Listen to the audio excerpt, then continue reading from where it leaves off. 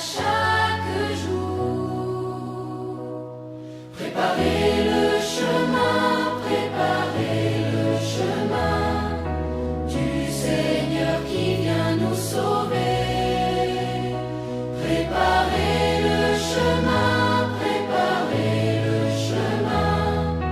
pour accueillir sa lumière sacrée. Les montagnes et les vallées se plient sous son doux regard. Chaque pas nous rapproche de lui. Son amour brille dans le noir. Mesdames et messieurs, bonjour, bienvenue. C'est votre émission Chemin du Bonheur. Les plaisirs pour nous, encore une fois, nous sommes honorés par la grâce de Dieu de vous servir pour ces nouveaux numéros. L'émission Chemin du Bonheur. Et aujourd'hui, nous avons comme thème comment découvrir les plans des dieux. Comment découvrir les plans des dieux. C'est le thème que nous allons exploiter aujourd'hui. Dieu a un plan merveilleux pour tout et chacun de nous. Maintenant, il faut découvrir ce plan. Il faut découvrir. Vous êtes en fait un projet particulier pour Dieu. Quel est le projet que Dieu a pour vous? C'est avec notre invité, pasteur Justin Nguirumpate. Pasteur, bonjour. Bonjour. Bienvenue, c'est encore une fois un plaisir de vous recevoir pour ces nouveaux numéros, pour cette émission, pour ces numéros où on va parler du plan de Dieu pour la vie.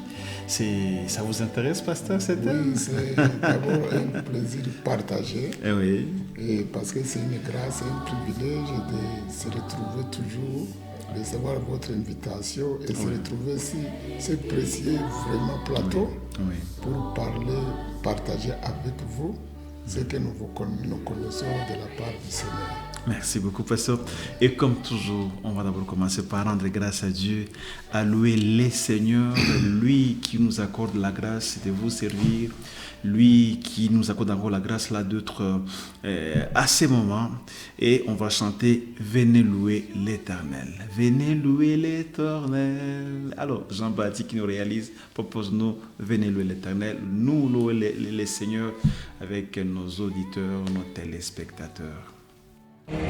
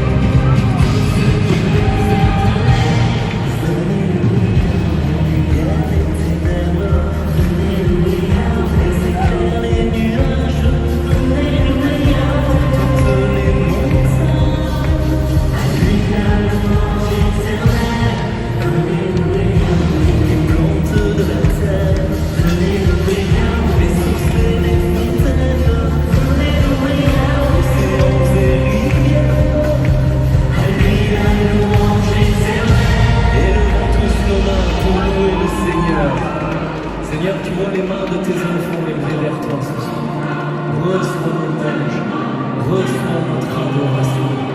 Nous voulons te louer, Seigneur. Venez louer Yahvé.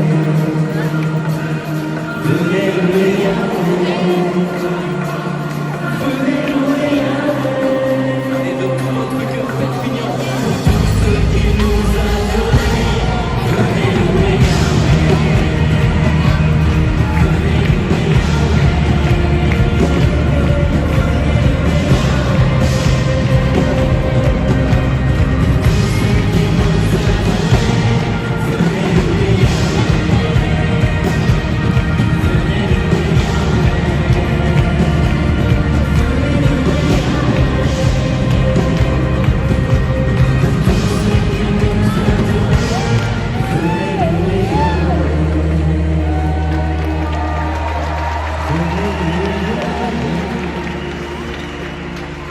Venez louer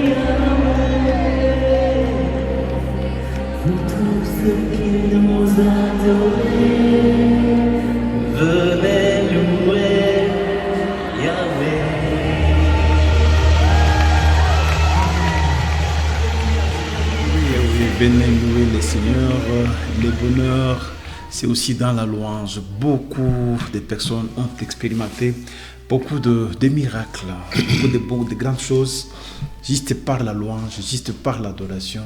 Ils ont expérimenté beaucoup de choses, n'est-ce pas ça, pasteur? Oui, dans la louange, Dieu se manifeste beaucoup. Oui. Même les portes qui étaient fermées en prison, oui, ça s'ouvre. Parce que Dieu siège au milieu de louanges de son peuple. Et de son peuple. Alors, notre thème d'aujourd'hui, comment découvrir les plans de Dieu, pasteur? Que peut-on comprendre par le plan de Dieu? C'est un thème tellement très complexe, oui. Mais nous allons essayer. Le plan originel de Dieu, nous pouvons aller d'abord dans Genèse. Quand Dieu a créé l'homme, il a dit qu'il l'a béni et il l'a placé sur la terre pour dominer la terre, pour se multiplier. Il devrait être un homme prospère, fécond, multiplier tout ça et s'étendre sur toute la terre. Mais après la chute, l'homme s'est déconnecté avec son Créateur. Il ne pouvait pas continuer à exercer l'autorité sur la terre qui venait d'être essuyée par son attitude de la désobéissance. Maintenant, pour répondre très bien au plan de Dieu pour notre vie, et comme je te le disais en privé, en fait, aujourd'hui, l'Église a un grand défi. Quand nous sommes sauvés, quand nous recevons Jésus comme notre Seigneur et notre Sauveur, c'est le début d'une nouvelle vie, d'une nouvelle ère, et le régime change de camp. Avant, nous ne connaissions pas Dieu. Maintenant que nous le connaissons, nous devons nous approcher de lui pour lui demander quel est le but pour lequel il nous a créés. Quel est son cahier de charges pour chacun de nous. Vous allez voir, les gens vous diront qu'il y a les fous, il y a ceci, mais Dieu n'a jamais créé un homme fou. Tout ce qu'il a créé est bon.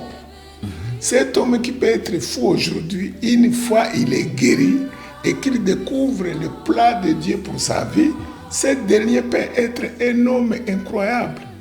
Revenons sur cet homme de Gadaré qui vivait dans le cimetière, qui était lié les mains et les pieds. Et quand Jésus l'a rencontré, quand il a délivré cet homme a voulu continuer à suivre Jésus.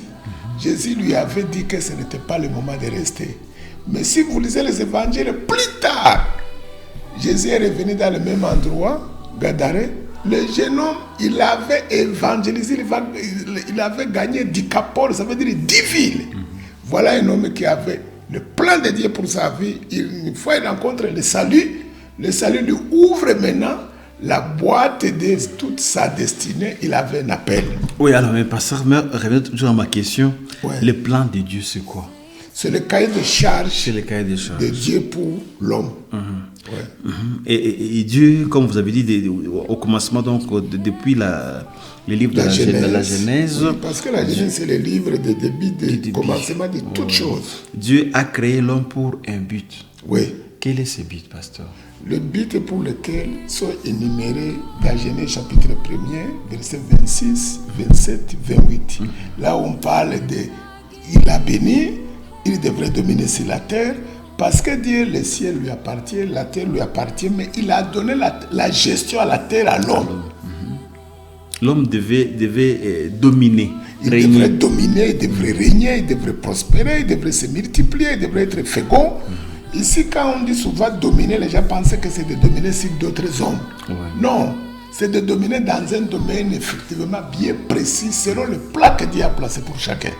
Selon le cahier de charges que chacun a. En fait, nous n'avons pas notre propre plan. Ouais. C'est le plan de Dieu, celui qui nous a créés, celui qui a un plan que nous devrons maintenant exécuter. Et nos bénédictions seront, nos bénédictions sont liées au plan de Dieu pour notre vie.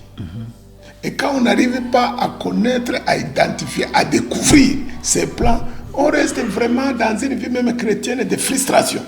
On court de gauche à droite, trouver quelqu'un qui va nous aider. Mais la première étape, c'est de demander à Dieu quel est le plan que tu as préparé pour ma vie. Je vais te donner un exemple dans Jérémie chapitre 29, verset 11. Le peuple était en captivité. Il a dit, je connais le projet que j'ai formé sur vous. Un projet du bonheur et non de malheur pour avoir un avenir et l'espérance. C'est ce qu'on peut dire la prédestination. Oui, c'est la prédestination. Ouais. Donc, quand il les a dit, et vous allez constater dans toute la Bible, chaque fois que Dieu a rencontré un homme, c'était un homme que tout le monde pouvait mépriser, mais une fois, il lui révèle le plan, ce qu'il attend de lui, automatiquement la vie de la personne change. Donc, prenons un autre cas, Jérémie lui-même, chapitre 1. Il était jeune, il était enfant. Dieu se révèle à lui pour lui dire, avant que tu ne sois, et quand tu étais encore même informe dans le ventre de ta mère, Dieu le voyait déjà prophétiser. Lui, il dit qu'il est enfant.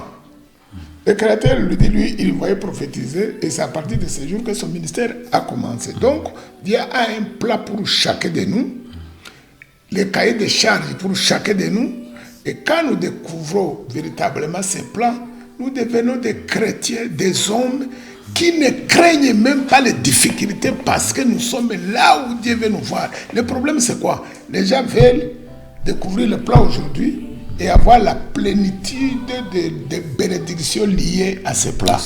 Il y a des étapes, il y a aussi des saisons. Donc nous devons, une fois nous y arrivons, nous pouvons avancer maintenant selon la volonté de Dieu. Il y a un autre exemple qui est très simple. Je vais vous donner une illustration. Par rapport à l'enfant prodige. Ah oui, c'est biblique. Ouais. Oui, c'est biblique. L'enfant prodige, il a demandé à son père de lui donner ses biens. Lui, il voulait se prendre en charge. Oui, être indépendant. Être indépendant. Ouais. Mais, je crois qu'au lieu de partir, il devrait même demander réellement qu'est-ce que son père avait réservé pour lui. Mais lui, il voulait seulement une part. Sa part est partie. Son père lui a donné.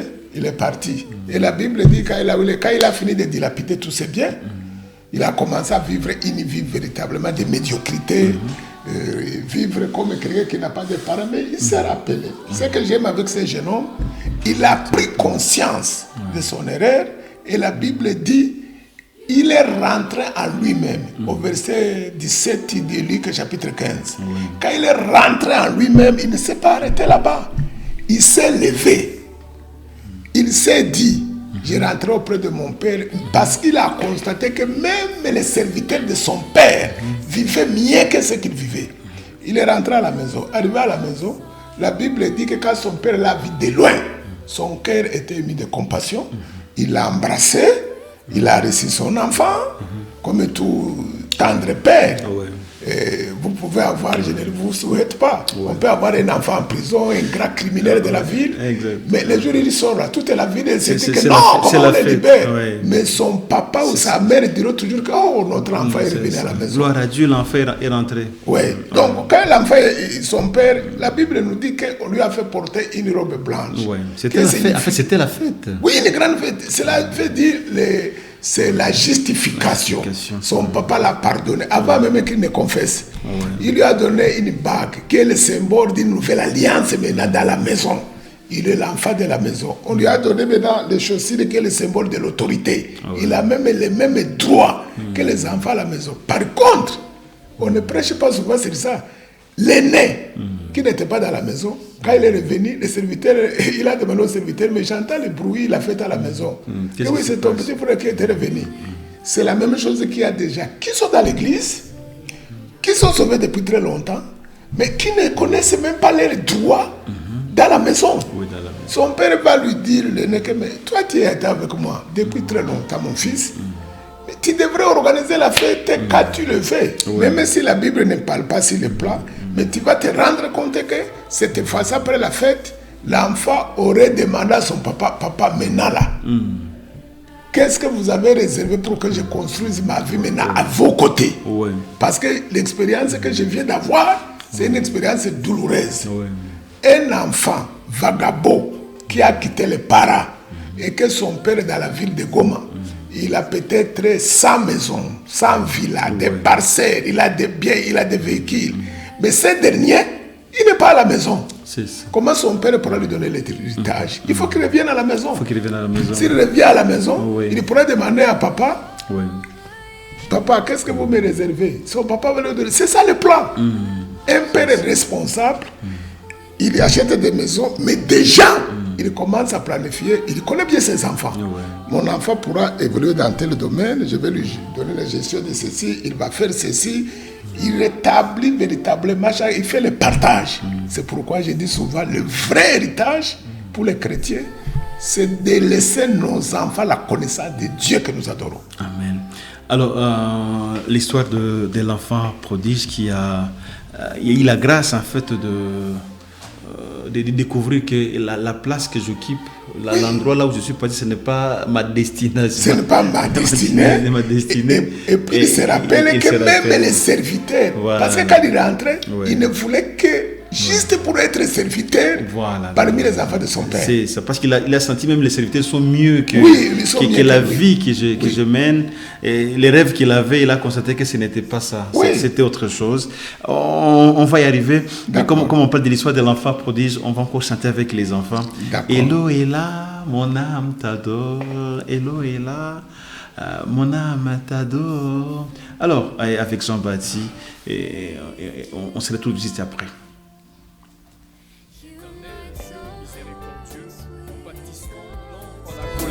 Riche en bonté et en fidélité.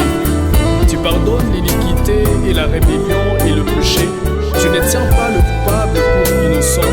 Tu es amour.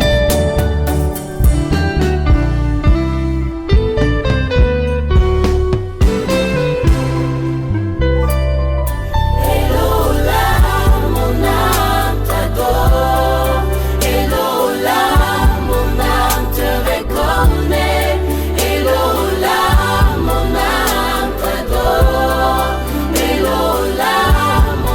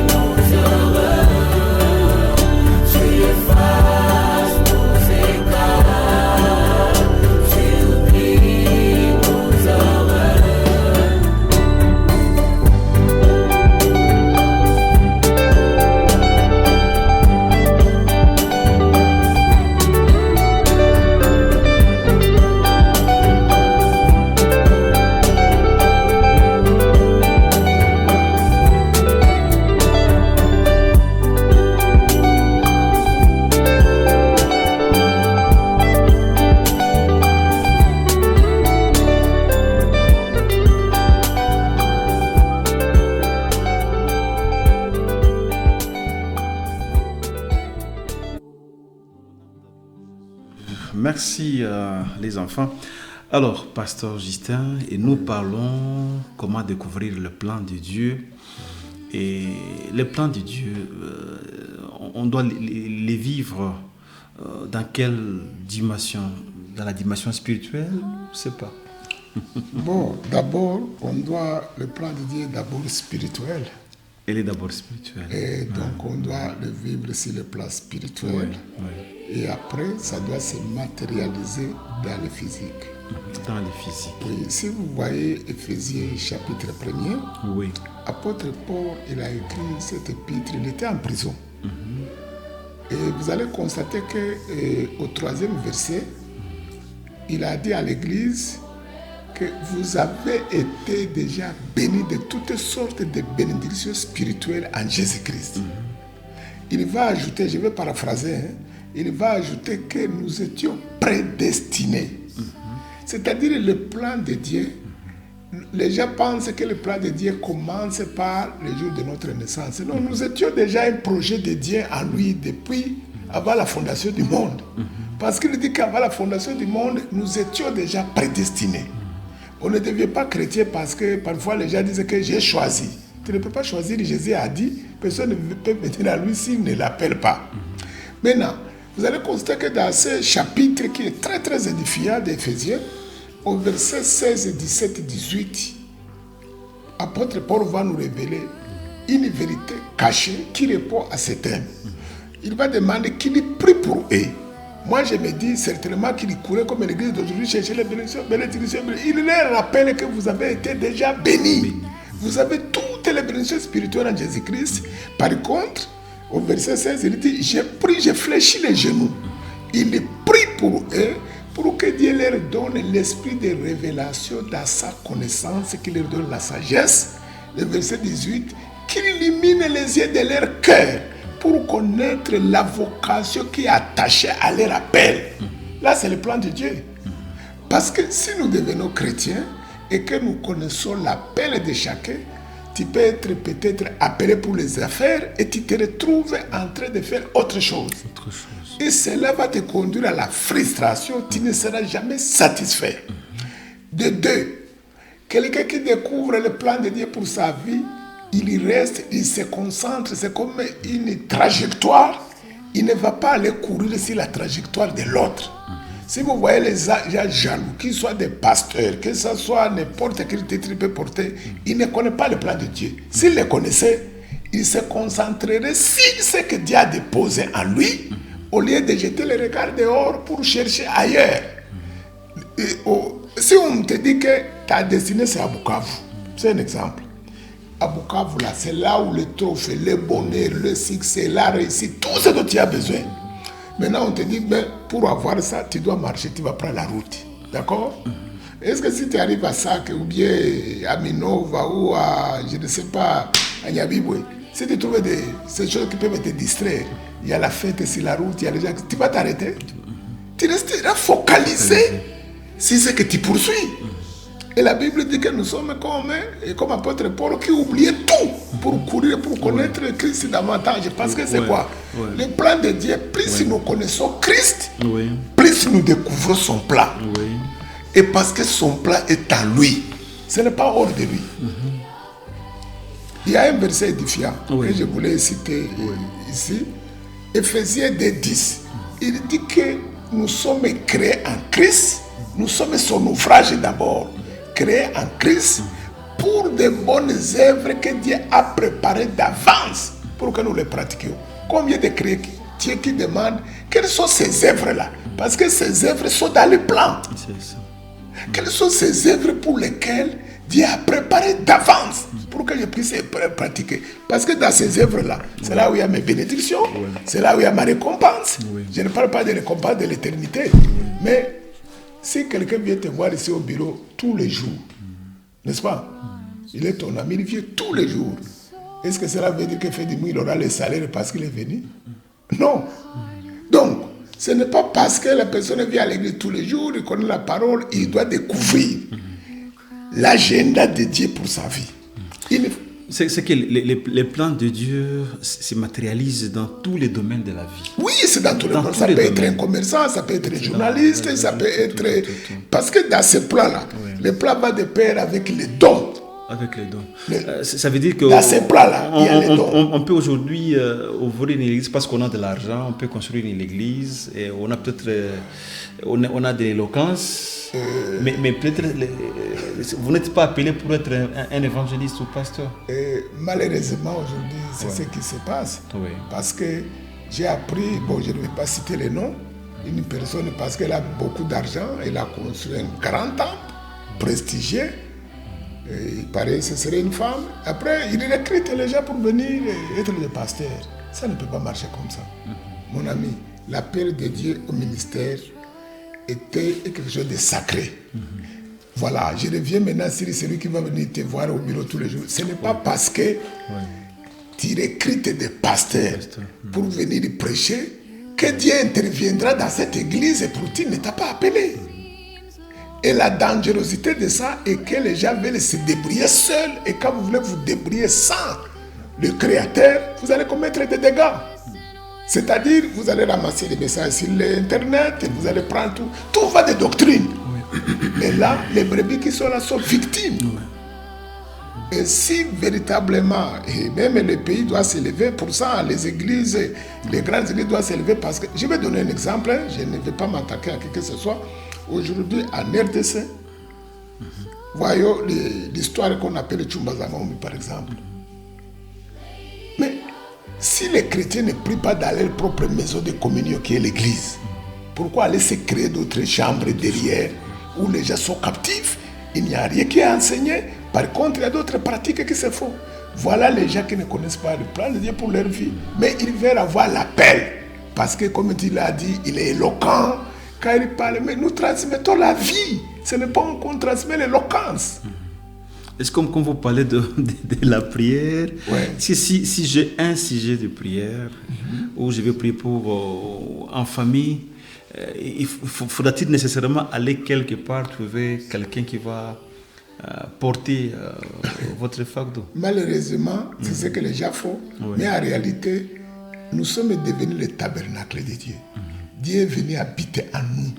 On n'a pas besoin. Jésus avait dit à la femme samaritaine, l'État vient. L'heure vient. Elle est déjà là. Où les vrais adorateurs m'adoreront en esprit et en vérité. Maintenant, si j'ai besoin de prier, aujourd'hui je peux prier Dieu partout, dans la toilette, au salon, partout en chemin, sur le volant. Mon Dieu, il est avec moi. Je n'ai pas besoin. Et surtout, le fait que nous les pasteurs nous prenons comme des gourous, où nous assujettissons les fidèles, c'est-à-dire il faut qu'ils viennent chez le pasteur. Je n'ai pas dit que le pasteur ne doit pas prier pour les brebis, mais il faut les enseigner jusqu'à ce qu'à un certain niveau, ils se prennent en charge. Un enfant, un bébé, quand il crie un peu, maman court pour lui donner le lait, n'est-ce pas? À quelques mois, tu trouves maman est en train de faire la lessive, l'enfant est couché là-bas. Quand l'enfant pleure, tu dis maman, l'enfant pleure, il faut le laisser. Sinon, je ne pourrai pas travailler. Et ce qui va te donner, l'enfant n'aura rien. Il va pleurer, après il va se taire. Arrivé à 10 ans, l'enfant rentre de l'école. Il demande à maman, où est la nourriture? La maman lui dit maintenant, va chercher dans la cuisine. Tu as déjà grandi. Si c'est un garçon à 14-15 ans, toi tu lui dis qu'on va me laver d'abord la voiture. Quand il veut te demander quelque chose. C'est-à-dire, même la prière, il y a des étapes de la prière. Il y a les prières demandées, on vous donnera. C'est la première étape des enfants. Et frapper, on vous ouvrira. Mais il y a les moments où il faut chercher. C'est que la chose la plus importante au capital, c'est de découvrir quel est le plan de Dieu. Oui. C'est même dans les églises qu'on visite. Vous pouvez visiter l'église où c'est là où vous venez prier chaque dimanche. Est-ce que c'est là où Dieu vous a appelé pour servir? Merci. Ça aussi, c'est aussi Merci un problème. Beaucoup pour la question. Comme tu le sais très bien, je suis pasteur missionnaire à la tête d'une grande communauté. C'est Yemia. C'est Yemia qui couvre 9 provinces, mais l'Ouganda est dedans. D'accord? Comme moi, j'ai commencé mon ministère hors du pays, plus de 28 ans. Quand je suis arrivé, comme les gens connaissent cette église, ils suivent Papa Karambiri régulièrement, ils voient les messages des grandes assemblées. Les gens venaient, c'est ça qui m'a étonné d'abord. Les gens venaient, tous ceux qui venaient me voir me disaient que c'était des pasteurs, qu'ils veulent travailler. D'autres, ils ont des églises que nous voulons que tu sois notre papa. Mais ça ne marche pas comme ça. L'appel au ministère, ce n'est pas que tu vas envoyer une demande d'emploi, j'ai l'honneur. Dieu doit te parler et il doit te convaincre. Si c'est dans cette assemblée-là où tu vas servir, ce n'est pas par affinité. Si la personne vient et que Dieu ne l'a pas appelé là-bas, mais vous aurez des problèmes. Au lieu d'être une bénédiction, il risque d'être une source de problèmes dans l'église. Et de conflits. Donc, c'est pourquoi quand les gens viennent me voir, je lui dis, ok, tu me dis que tu veux travailler avec nous. Qu'est-ce que Dieu t'a dit? Nous sommes des amis. Mais quand tu viendras là, si ce n'est pas ici, on aura des problèmes. La meilleure façon, c'est de prier d'abord, connaître la volonté de Dieu. Dieu te veut où? Là où il nous a placés, c'est là où notre bénédiction se trouve. Maintenant, revenons en bas au niveau des fidèles. Un fidèle, c'est pourquoi c'est même dangereux de sensibiliser les chrétiens qui sont dans telle église, que venez chez nous c'est mieux. Ça n'a aucun sens. Si c'est le même Christ qui est prêché, laissez les gens libres de choisir. Que le Saint-Esprit les guide l'orientation du Saint-Esprit. Parce que même les fidèles, revenons sur un sujet qui est très sensible. Un exemple, quand c'est un riche, est-ce que tu sais qu'il peut être millionnaire dans ton église? Si ce n'est pas là-bas, Dieu l'a préparé, il ne donnera rien. Et le pasteur va commencer à aller le prêcher même à la maison que vraiment nous avons des besoins à l'église et il faut soutenir. Non, on doit revenir compter sur Dieu. Si son plat, quand il m'a amené ici, je crois de tout mon cœur parce qu'il m'a parlé que je dois venir. C'est chez nous, mais tu seras missionnaire là-bas. Maintenant, je te parlais des saisons et les étapes de la vie. Maintenant, si j'arrive, parce que c'est la volonté de Dieu, cela ne veut pas dire que les choses vont être automatiques. Je dois travailler. Il doit y avoir l'état de sacrifice, l'état de payer le prix.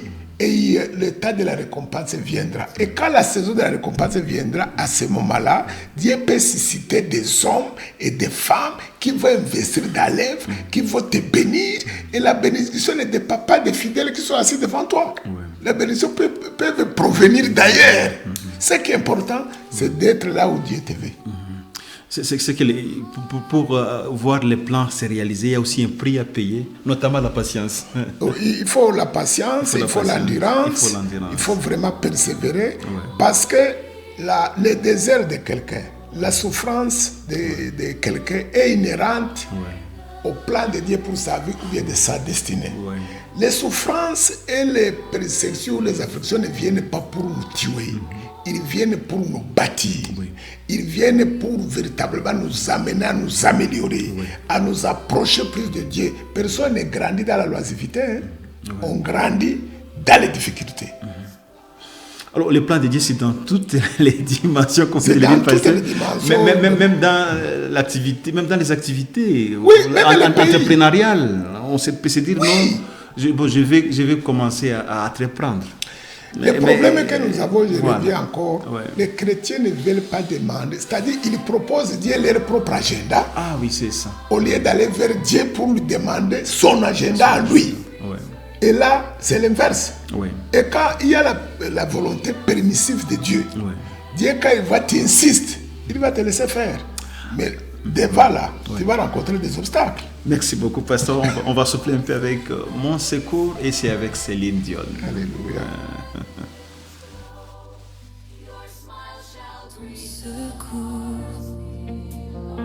Les cicatrices d'hier sont devenues des murs.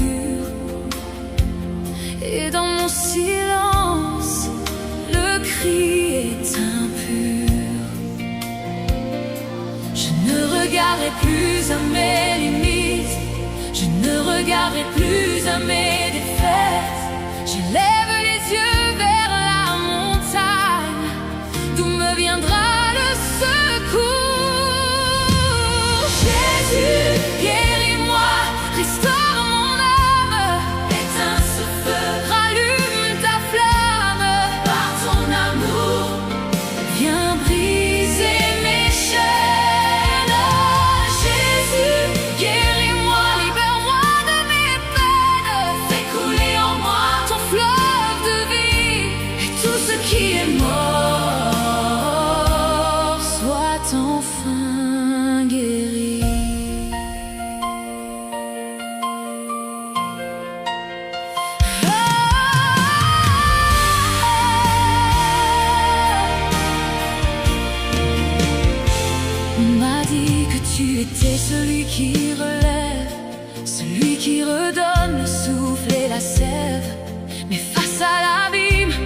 doute me guette, ma foi vacille, ma force s'arrête. Pourtant, au plus profond, une voix m'appelle vers ta lumière éternelle et réelle.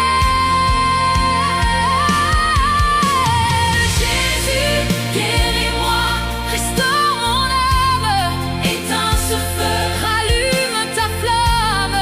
Par ton amour, viens briser mes chaînes. Jésus, guéris-moi, libère-moi de mes peines. Fais couler en moi ton fleuve de vie, que tout ce qui est mort soit enfin guéri.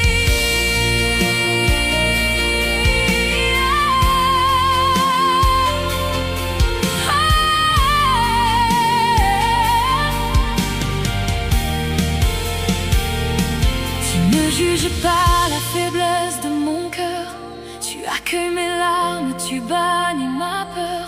Comme l'argile entre les mains du potier, reprends les morceaux, viens me remodeler.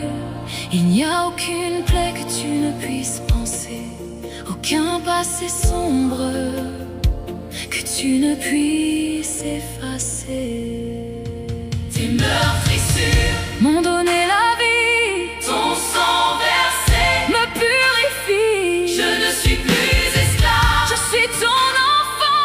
Manifeste en moi ton règne triomphant. Jésus, Jésus, mon guérisseur, je sens ta paix qui m'envahit. Plus de douleur, plus de mépris, guéri, enfin libre. C'est Jésus qui guérit, c'est Jésus qui change, qui peut changer votre profil aujourd'hui, votre identité. C'est lui les maîtres de tout. Alors, parce que nous parlons de plan de Dieu dans la vie. Alors, s'il arrivait, en fait, comment on peut le découvrir, pasteur? Parce que, comment on peut savoir que je suis dans le bon chemin? Hein, voilà. Quand vous êtes dans les bons chemins, c'est pourquoi j'ai dit que c'est très complexe. Oui. Vous avez une voix intérieure qui te donne la paix. C'est comme faire le choix pour le mariage. Quelqu'un demanderait comment je peux savoir que c'est elle. Tu le sauras. Parce que tu as la paix du cœur. Oui. Les gens cherchent leurs épouses ou leurs époux dans les rêves. Mais en dehors des rêves et dans la réalité, quand ton cœur est en paix avec la personne que tu aimerais épouser, c'est une voie par excellence que Dieu te confirme. Quand le cœur bat, tu es troublé, Dieu ne conduit pas dans la confusion. Non, quand il y a la confusion, tu es troublé, c'est comme une alerte, c'est comme un feu rouge en sécrétion qui te dit attention. Il faut revenir d'abord à ton Créateur. Donc, pour le plan de Dieu, comme je l'ai dit dès le début, il faut revenir à Dieu. Tu parles à Dieu. Les gens ne veulent pas méditer. Ce n'est pas seulement la prière, il faut méditer jusqu'à ce que Dieu te parle. Habakkuk, chapitre 2, nous dit il était à son poste. Et pourtant, il était dans le désespoir. Mais il était à son poste. Son poste aujourd'hui veut dire quoi? Il faut toujours rester dans la présence de Dieu, lui poser des questions. Mais qu'est-ce que nous faisons même dans la prière? Nous parlons beaucoup plus, mais nous ne voulons pas écouter ce que lui nous a répondu. Il nous répond. Dans le lieu secret, dans la présence de Dieu, comme il l'a dit dans Matthieu 6, allez dans toute chambre, ferme. Quand on parle de fermer la porte, ce n'est pas la porte physique là. C'est de taire toutes les pensées qui te dispersent, qu'on sort, tu arrêtes, tu te concentres et tu parles au Père. Je sais que tu as un plat du bonheur pour ma vie. J'aimerais connaître ces plats. Parfois, il ne te révélera pas tout. Mais il te donne étape par étape. Il a dit à Moïse, le plat qu'il avait pour son peuple, c'est Canaan, là où coule le lait et le miel. Tu vois, c'est là où il y a des difficultés. Mais le parcours, il ne lui avait pas dit. C'est qu'il allait vivre, l'état qu'il allait faire pour aller chez Pharaon. On nous parle de 10 plaies qu'il a envoyé à Pharaon. Est-ce que ça a fait une année? Est-ce que c'est 5 mois? Et c'est combien de temps? Mais la finalité est que Dieu a accompli sa promesse. En fait, lorsqu'on découvre le plan de Dieu, c'est même la clé du succès. C'est la clé de la... Je dis que tout ce que vous voyez, la jalousie, la haine, c'est pour des personnes qui ne connaissent pas le plat pour le... Parce que je peux envier chez toi, et pourtant ce que j'ai dépasse ce que Dieu a déposé en toi. Et c'est pourquoi sur la terre, nous sommes là pour communier, pour la complémentarité. Personne n'accomplit même ses plats seul. Dieu a réservé des personnes qui sont comme des escaliers sur lesquels nous allons monter pour aller jusqu'au bout. C'est que dans toute chose qu'on veut faire, quand on veut faire même l'orientation scolaire pour les enfants, demandez toujours quelle est votre plan, Seigneur, pour ces enfants. Gloire à Dieu que tu touches ces Aujourd'hui, les parents choisissent même les filières pour leurs propres enfants. On les impose. On les impose. Et bon, j'ai fait l'économie, tu dois faire l'économie. Oui, je vois que ceux qui font l'IEC, tous réussissent. Et maintenant, tout ça là, ce que nous apprenons dans les universités, parfois ça n'a rien à voir avec le plan de Dieu. Ça n'a rien à voir. La preuve, vous allez voir quelqu'un fait la médecine, il finit dans les affaires. D'autres, il fait sans éco, mais plus tard, il va finir dans autre chose, soit pasteur. On peut même avoir des capacités, par exemple, en médecine, on est un génie, mais Dieu ne vous a pas appelé pour être un médecin. Oui, mais votre place, c'est ailleurs. Ce qui est intéressant, c'est quoi? J'ai dit, quand vous découvrez ça. Vous marchez dedans dans la tranquillité. Vous êtes à l'aise. Vous êtes à l'aise. Et puis, vous développez les capacités. Vous pouvez découvrir le plan et vous pouvez vous dire que c'est trop grand, je ne pourrai pas. Mais dans ce plan-là, c'est comme un package. Il y a tout. Il y a les talents, il y a les dons, il y a les grâces qui t'accompagneront parce que tu es là où tu es censé être. Et sur cette voie-là, c'est la voie de paix, de la joie. Quelqu'un m'a dit, mais vous savez, Michel, depuis un temps, tout le monde rêve envoyer ses enfants à l'étranger, donc en Europe, aux États-Unis, pour les études. Mais peut-être sa place où Dieu l'attend, c'est à l'ILPG, à l'INIGOM, où ses bénédictions résident. Ce n'est pas là-bas, là-haut. En fait, le plan de Dieu, c'est la volonté de Dieu pour notre vie. C'est la volonté de Dieu pour notre vie. Prenons le cas, je connais une maman à Lomé. D'ailleurs, elle a fait toute sa vie à Kinshasa. Ce sont des Togolais, mais ils étaient dans le commerce du diamant. Ils ont beaucoup d'argent. Est-ce que cette maman est tombée malade? Elle avait le cancer du sein. Mais première des choses, comme ils ont l'argent, c'est de penser à une clinique la plus chère, la plus prestigieuse aux États-Unis. Elle est allée là-bas. Après, elle n'a pas eu gain de cause. À Londres, elle n'a pas eu gain de cause. Et d'ailleurs, là-bas, on lui a dit, c'est mieux de tourner à attendre. Dans 2 mois, elle va mourir. Elle est chrétienne, hein?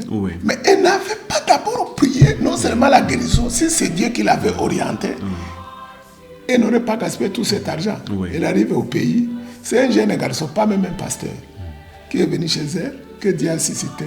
Il dit, maman, je suis venu prier pour toi. Dieu m'a dit que tu viens de faire le tour, tu as gaspillé tout, mais il va te guérir. Le jeune homme a pris un simple membre. Il a prié pour la maman a retrouvé sa guérison. Ce n'est pas un grand pasteur de renom. Je te dis, ni pasteur, ni évangéliste, c'est aucun mystère. Donc c'est que c'est le plan de Dieu, c'est la volonté de Dieu. Qu'est-ce qui distingue le roi David avec d'autres? Jusqu'à ce que Dieu l'appelle, voici l'homme selon mon cœur. Les gens pensent, est-ce qu'il ne péchait pas? Il péchait. C'était un homme ordinaire comme tout le monde. Quelle est la différence entre David avec tous les autres rois? David avait le cœur tellement attaché à Dieu. Va lire les Samuel, va lire les rois. À chaque fois qu'il voulait faire quelque chose, il consultait toujours Dieu. Même quand les ennemis, il demandait à Dieu d'abord s'il peut les poursuivre ou les laisser. Tout ce que les gars voulaient entreprendre, tout, il consultait d'abord Dieu. Si nous menons une telle vie, de consulter Dieu à chaque moment, parce que quand il va te révéler le plan, il te montre toujours la fin. Et quand est-ce qu'il faut consulter Dieu? C'est dans la méditation et la prière. Parce que dans sa parole, il finit par te révéler les secrets que tu ne peux pas recevoir dans la prière. Parce que toute ta destinée est liée à sa parole. Prenons le cas des pasteurs. Aujourd'hui, nous sommes tellement tellement nombreux. Oui. Et il y en aura encore. Oui. Moi, j'aimerais même que presque tout un pays soit des pasteurs, pour les disperser partout dans le monde. Exact. Maintenant, chaque pasteur, son appel est bien spécifique. Ah oui. Si un pasteur ne connaît pas exactement la spécificité de son ministère, il risque de tourner en rond jusqu'à ce qu'il pourrait quitter ce monde sans laisser véritablement un impact. Le plan que Dieu attendait de lui, ça pourrait ne pas s'accomplir. Et je te dis qu'un pasteur ou bien un chrétien qui a découvert le plan, il est serré. Quand le monde le voit qu'il est malheureux, il ne voit pas ça. Ouais. Il sait qu'il est dans une étape ou une saison de sa vie qui va prendre fin. Le temps de la récolte arrivera. Il ne veut pas récolter le temps de sacrifice. Aujourd'hui, quelqu'un devient passer, il va acheter une voiture aujourd'hui, il va construire une maison demain, il va faire acheter d'autres parcelles demain. Mais, mon ami, C'est que je comprends que pour toute initiative, il faut toujours consulter il Dieu. même quand tu penses que tu ne comprends pas, Ouais. et au sujet du plan D pour ta vie, quand tu commences à le consulter, tu ne vas jamais t'égarer. Il te ramène toujours. Il ne faut pas forcer. Non, La vie ne faut pas la forcer. Il ne faut pas forcer. Il faut consulter Dieu. Quelle est votre orientation? Vous savez, Dieu? avant, Oui. quand j'ai commencé le ministère, je me disais, quand je vois des grands hommes, les banquiers, je vois les Jimmy Swaggart, je vois les Roberto, je vois tous ces grands hommes de Dieu anglophones. Je me disais que si je peux les rencontrer une fois, Oui. ils prient pour moi, ils me posent les mains, c'est fini, je vais exploser. Le jour où j'ai rencontré un Ghanéen qui s'appelle Otabil, il est renommé parmi les renommés des très beaux enseignants.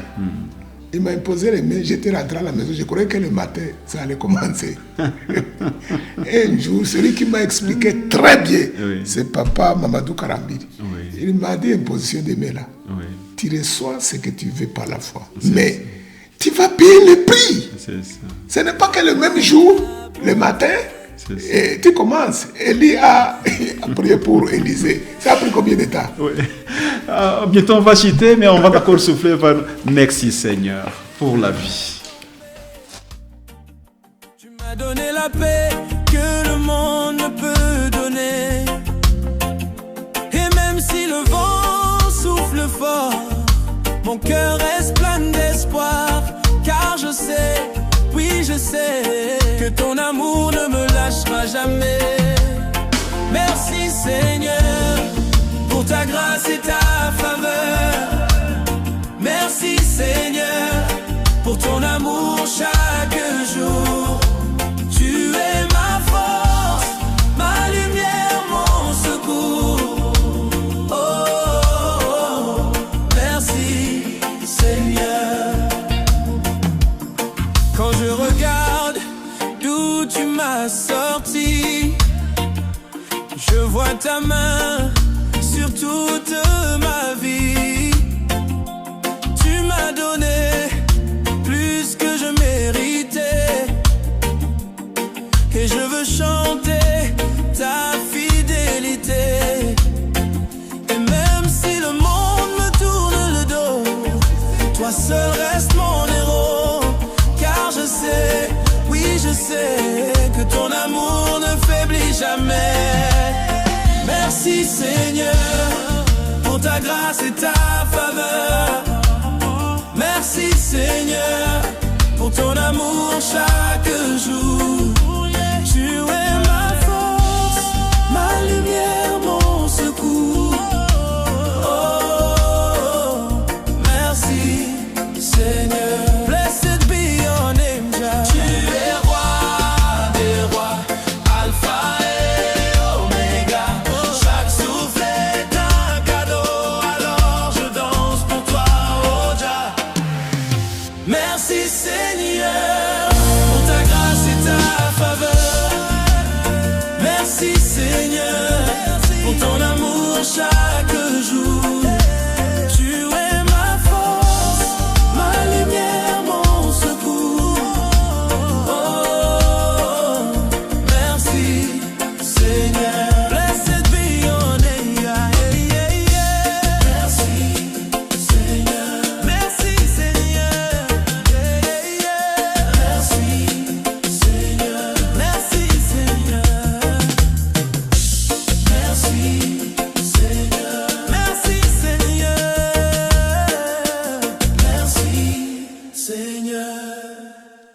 Merci Seigneur, Pasteur Justin.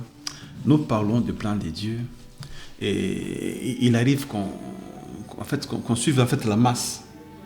Et ça, c'est très grave. La masse parce que tout le monde fait ceci, tout le monde vend des produits, c'est pas pharmaceutique et on suit et on se dit moi aussi je vais ouvrir l'officine pharmaceutique. C'est bon, c'est juste un exemple. Et autre chose parce que tout le monde va à gauche, je vais aussi à gauche, donc on suit la masse. Maintenant, qu'est-ce qu'il faut qu'on fasse parce que soit on s'est égaré pour qu'on revienne au bon chemin par rapport de là où Dieu vous attend, à l'orientation de Dieu. Pour répondre à cette question, je voulais même encourager tous ceux qui nous suivent. Oui. Véritablement, l'homme a perdu ses repères. Oui. Mais quand il revient à Dieu, et le seul moyen de revenir, notre vie commence par le salut. C'est comme l'enfant prodige qui est revenu à la maison. La Bible dit quand une seule âme se répand, c'est la joie qui commence déjà au ciel. Parce que l'enfant est revenu à la maison. J'ai donné l'exemple de cet enfant qui a son père, qui a tous les biens de la ville, mais il ne connaît même pas. Il entend les gens dire que ton papa est riche, il a ceci, mais il ne sait même pas là où ça se trouve. C'est le jour où son père va lui montrer, ça là c'est pour moi, ça c'est pour moi, ça c'est pour moi, qu'il pourrait même s'approcher de son père pour lui donner. Maintenant, j'aimerais encourager les frères et les sœurs, parce que le plan de Dieu, en fait, c'est la volonté de Dieu. C'est lui qui nous a créés. Il sait pourquoi il a envoyé chacun de nous sur la terre. Et personne n'est venu pour se promener, un jour va repartir. Nous sommes en mission. Et nous allons retourner pour aller rendre compte de ce que nous avons fait pour le plan que Dieu a pour nous. Maintenant, vous allez entendre les gens prier pour demander à Dieu.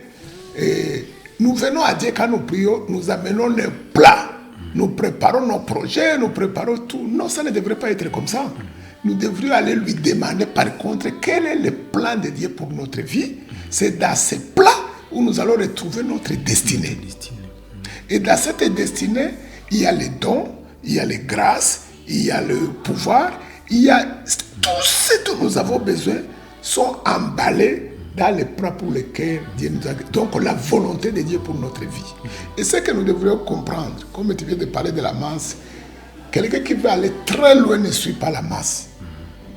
Parce que la masse est égale. Mais quand nous voulons aller loin, chacun sur la terre est unique. Vous pouvez être des jumeaux. Tu peux avoir un jumeau, mais même vos empreintes sont différentes. Donc chacun doit rester dans sa trajectoire de sa destinée. Donc celui qui suit la masse, il n'ira pas loin. La masse va l'égarer. Mais celui qui découvre le plan de Dieu pour sa vie, il va marcher sur cette trajectoire, même si toute la ville de Goma le décourager que cette affaire tu veux commencer, elle ne va jamais réussir. Lui, il est convaincu que c'est ça que Dieu l'a appelé à faire. Le problème, nous consultons les hommes au lieu de commencer par Dieu d'abord. Même pas son pasteur, Dieu d'abord. Et Dieu maintenant nous guide de pas à pas pour nous montrer la voie à suivre. Exemple, si on nous dit qu'à partir d'ici jusqu'au niveau Signes, il y a un grand bonheur qui nous attend, n'est-ce pas? Et que Dieu vraiment a préparé ce bonheur pour nous. Mais au même moment, quelqu'un vient nous dire que hey, entre ici et on peut signer cela. Il y a des criminels. On vient de tuer même les gens. On a commis ça et ça. Si c'est dans le plan de Dieu, il va ôter cela. Et nous allons passer au moment où les autres perdent leur vie sur la même voie. Donc, la voie de l'Éternel, la volonté de Dieu, quand nous sommes dedans, c'est lui qui trace la voie. C'est lui qui ouvre les opportunités. Et sachez très bien, j'ai dit qu'il ne faut pas suivre la foule, mais au même moment, le plan de Dieu pour lequel Dieu t'a créé, il y a des personnes spécifiques qui doivent t'accompagner à accomplir ces plans. Ces hommes sont comme les escaliers sur lesquels nous passons pour monter, pour aller à l'échelle.